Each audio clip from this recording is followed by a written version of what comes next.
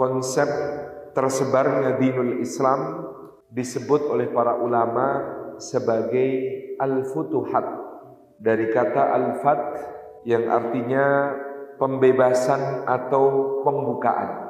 Maka tuduhan para orientalis ataupun sarjana barat yang kemudian sering dengan nyinyir mengatakan Islam disebarkan dengan pedang, Islam disebarkan dengan perang, Islam disebarkan dengan kekerasan, akan sulit dibuktikan di dalam sejarah tersebarnya Islam dari sejak masa Rasulullah SAW.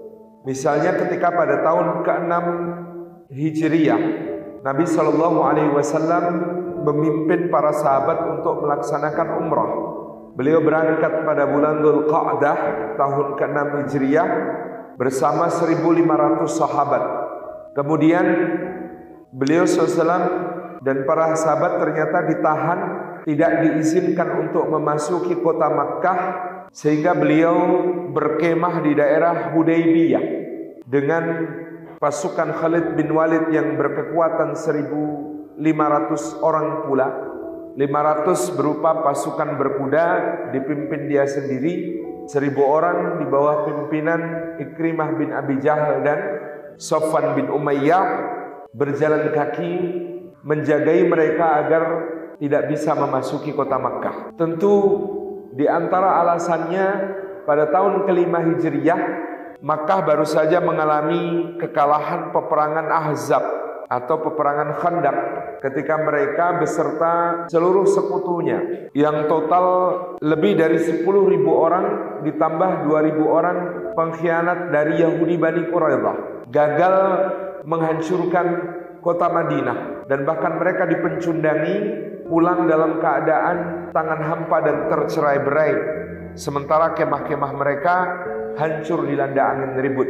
Maka dalam pandangan para pemimpin Mekah akan menjadi aib kalau mereka membiarkan Rasulullah SAW yang gagal mereka taklukkan memasuki kota Mekah dengan bebas merdeka. Satu demi satu juru runding dikirim oleh orang-orang Mekah untuk mengintimidasi Rasulullah SAW supaya mau pulang ke Madinah dan tidak melanjutkan niatnya untuk melaksanakan umrah. Di antara mereka terdapat Budail bin Warqa al-Khuzai, pemimpin Khuza'ah, yang ketika kemudian melihat Rasulullah SAW dan para sahabat memakai kain ihram yang rapi, dan Rasulullah sengaja menyuruh para sahabat menggiring binatang hadiyu, binatang calon kurban, di depan Budail yang baru akan memasuki perkemahan. Budail langsung belok kanan, meninggalkan perkemahan Nabi Sallallahu Alaihi Wasallam dan menuntut pemimpin Mekah untuk membiarkan Rasulullah masuk Mekah. Karena Nabi SAW sebelumnya bersabda, Budail ini orang yang sangat menghormati syiar-syiar ibadah. Nanti kalau dia datang, rapikan kain ihram kalian, giring binatang kurban kalian di depannya. Benar, ternyata Budail langsung balik kanan, lalu mengatakan kepada Abu Sufyan dan kawan-kawan, demi Allah, aku melihat Muhammad Sallallahu Alaihi Wasallam dan para sahabatnya tidak lain, hanya hendak beribadah. Maka biarkanlah dia masuk. Orang-orang Makkah ini marah kepada Budail. Diam kamu, pemimpin para gembala. Kami suruh engkau untuk menyuruh Muhammad pulang, sekarang engkau mendukung Muhammad masuk kota Mekah. Kami tidak membutuhkan. Kata Budail, kalau Muhammad memerintahkan, maka seluruh suku-suku gembala sekitar Mekah hari ini akan aku kerahkan untuk menjagainya supaya bisa masuk kota Mekah. Para pimpinan Mekah mengatakan, jangan Budail, kami mohon maaf kalau menyinggung perasaanmu. Maaf ya, tapi jangan, mohon tetaplah di sini, tenanglah di sini. Demikian pula utusan berikutnya, misalnya Urwah bin Mas'ud As-Saqafi. Urwah bin Mas'ud bin Amr As-Saqafi adalah orang yang oleh Nabi SAW disebut wajah dan penampilannya paling mirip dengan Nabi Isa alaihissalam. Urwah datang dan dia mendapati bagaimana penghormatan para sahabat kepada Nabi SAW. Yang semula dia hendak menyuruh mereka untuk pulang kembali ke Makkah dan mengatakan, aku pernah ketemu Kaisar Romawi, aku pernah ketemu Kisra Persia, aku pernah ketemu Najasyi Asamah dari Habasyah. Tidak ada satupun di antara mereka yang dimuliakan oleh sahabat-sahabatnya seperti cara sahabat Muhammad SAW memuliakan Muhammad SAW. Jangan halangi orang ini atau kalian akan menyesal. Semula orang-orang Mekah hendak menunjukkan bahwa selain Budail yang pemimpin suku-suku gembala, sementara Urwah adalah pemimpin kota Taif, semua satu kata menolak Rasulullah. Ternyata mereka tercerai-berai, tidak kompak. Pada akhirnya mereka mengirim Suhail bin Amr untuk berunding dengan Rasulullah, dan dengan Suhail bin Amr lalu dicapai kesepakatan. Yang pertama, tahun ini Nabi SAW tidak masuk Mekah, pulang ke Madinah, tetapi diizinkan untuk datang lagi tahun berikutnya dengan hanya boleh membawa pedang dalam sarungnya sebagai perlengkapan musafir, tidak boleh membawa senjata apapun lainnya. Yang kedua, gencatan senjata selama 10 tahun. Yang ketiga, kalau ada penduduk Mekah masuk Islam dan hijrah, maka wajib dideportasi, dikembalikan ke Mekah. Sedangkan kalau ada penduduk Madinah murtad dan lari ke Mekah, maka tidak dikembalikan ke Madinah. Sepintas lalu perjanjian ini merugikan, memperlihatkan posisi kaum muslimin ngalah dan lemah. Tetapi begitu perjanjian ini disepakati, maka Allah Subhanahu wa taala menurunkan ayatnya dalam suratul Fath, Inna fatahna laka fatham mubina. Sesungguhnya kami wahai Muhammad sallallahu alaihi wasallam telah membukakan untukmu pintu kemenangan yang gilang gemilang. Kita baru akan menyadari hal itu kalau melihat sejarah, bahwa pada saat perjanjian Hudaybiyah tersebut 1.500 orang sahabat yang menemani Rasulullah SAW adalah hasil dakwah selama 19 tahun.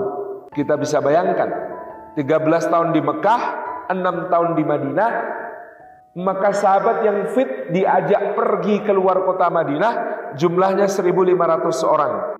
Mungkin kalau dengan wanita dan anak-anak total 3.000-an. Tapi yang bisa keluar kota Madinah 1.500. Artinya itu buah dakwah selama 19 tahun. 13 tahun di Mekah, 6 tahun di Madinah. Maka benar Allah berfirman, Inna fatahna laka fatham mubina. Sesungguhnya kami bukakan untukmu pintu kemenangan yang gilang gemilang. 1 tahun kemudian Umratul Qadha tahun ke-7 Hijriyah, yang menyertai Rasulullah SAW berangkat ke kota Mekah 3.000 orang, sudah berlipat 2 kali. Maka Allah lagi-lagi menurunkan ayatnya di surah Al-Fath ayat ke-27, ke-28. Laqad sadaqallahu rasulahu ru'ya bil haqq la tadkhulunnal masjidal harama insyaallahu aminin muhalliqina ru'usakum wa muqassirina la takhafun fa'alima ma lam ta'lamu wa ja'ala min duni dzalika fathan qariba.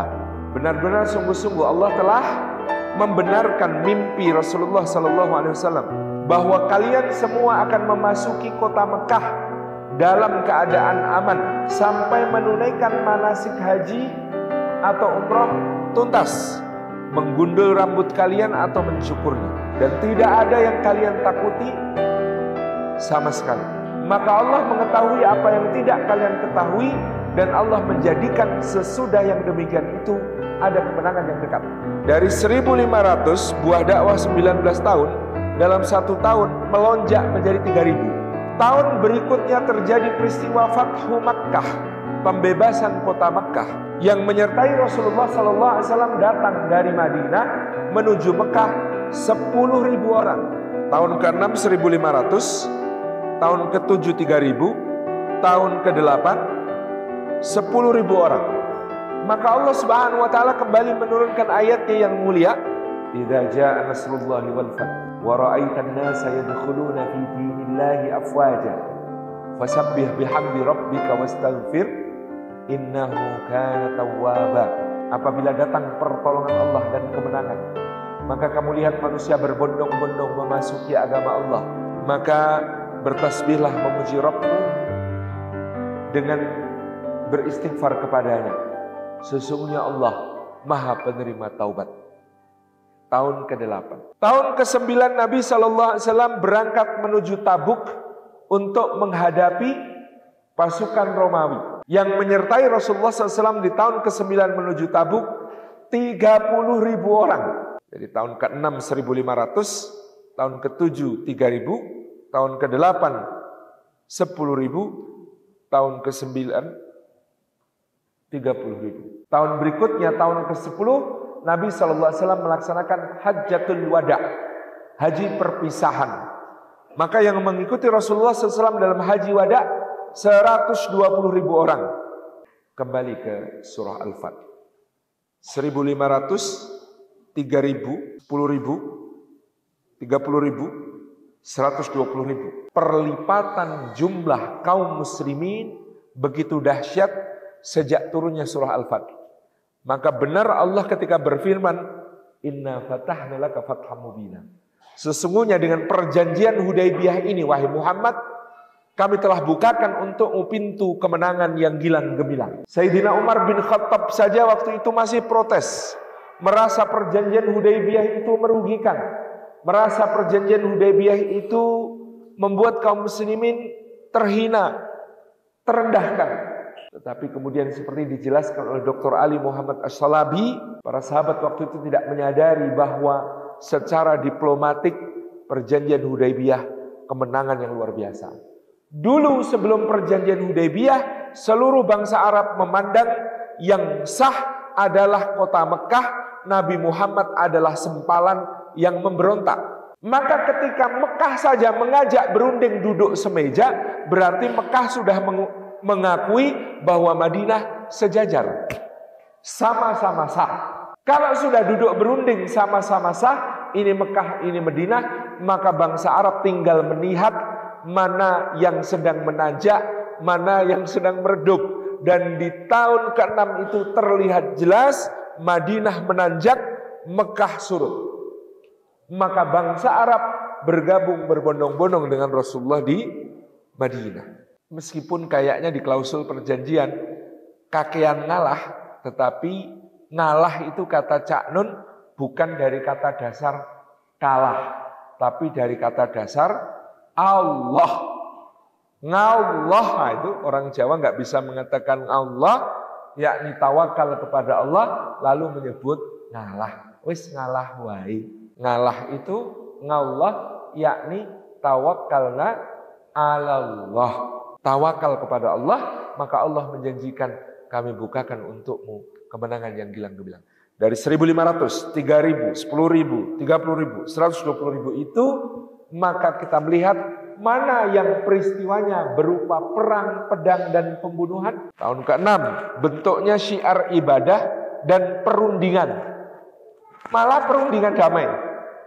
Ternyata tahun berikutnya Islam sudah berlipat 2 kali. Tahun ke-7 bentuknya syiar ibadah. Waktu itu sampai Rasulullah tiba di Makkah, langsung memerintahkan ittiba, lengan kanan dibuka kain ihramnya, lalu tawaf, sehingga penduduk Mekah melihat keker-kekernya para sahabat radhiyallahu anhum ajma'in. Berlipat jadi 3 di tahun ke-8 menjadi 10.000 orang. Dan tahun ke-8 meskipun disebut sebagai Fathu Makkah, tetapi nyaris tidak terjadi pertumpahan darah sama sekali. Jadi bahkan ada yang menyebut seakan-akan Fathu Makkah itu cuma karnaval. Karena Rasulullah dan berbagai kabilah berbaris memasuki kota Makkah tanpa ada pertumpahan darah. Karnaval. Di tahun ke-9 namanya Perang Tabuk, tapi juga tidak terjadi clash. Karena ketika Rasulullah SAW berangkat 30.000 orang dalam keadaan musim panas yang sangat parah, pasukan Romawi dapat laporan dari intelijen, pasukan Arab datang, pasukan Romawi berkekuatan 200.000 orang. Semula mereka nunggu musim dingin supaya bisa perang melawan kaum muslimin. Karena kalau perang di musim panas, pasukan Romawi yang pakai baju besi itu nggak kuat, Pak. Panas, ya baju besi kena panas, berem-berem itu badannya semuanya. Sudah berat, panas, keringetan, wis ora fokus. Jadi pikirnya pasukan Romawi, kita tunggu musim dingin, kita serbu Muhammad sallallahu alaihi wasallam. Ternyata Rasulullah musim panas sudah berangkat menuju perbatasan Romawi. Geger pasukan Romawi, edan pasukan mereka, musim panas saja mangkat. Gitu. Geger, bubar itu pasukan Romawi itu. 100.000 legiun ditarik kembali ke Konstantinopel, 100.000 pasukan Arab Kristen kembali ke sukunya masing-masing ketakutan. Karena apa? Karena Rasulullah strict. Pertahanan terbaik adalah menyerah, gitu ya. Nunggu musim dingin kita diserbu, lebih baik musim panas berangkat, gitu ya. Makanya perang Tabuk itu betul-betul ujian untuk orang mukmin mana, orang munafik mana. Jak mangkat panas-panas ini edan boleh kan. Kalau orang-orang gak kuat iman kemudian pasti melete, gitu ya. Berangkat. Maka menjadi 30.000 ini syiar juga, tidak ada perangnya, perang Tabuk itu. Tidak ada clash-nya, cuma pemimpin Duma Ukaidir bin Abdul Malik Al-Kindi sempat mau rencananya mau ngelawan, tapi didatangi Khalid bin Walid dengan 300 pasukan sudah langsung nyerah, selesai. Udah itu aja, gak ada perang. Yang di tahun ke-10 Haji Wada, apalagi itu jelas bukan peperangan. Jadi semua syiar Islam yang melipat gandakan jumlah kaum muslimin itu nyaris tidak ada yang berupa penaklukan dengan pedang.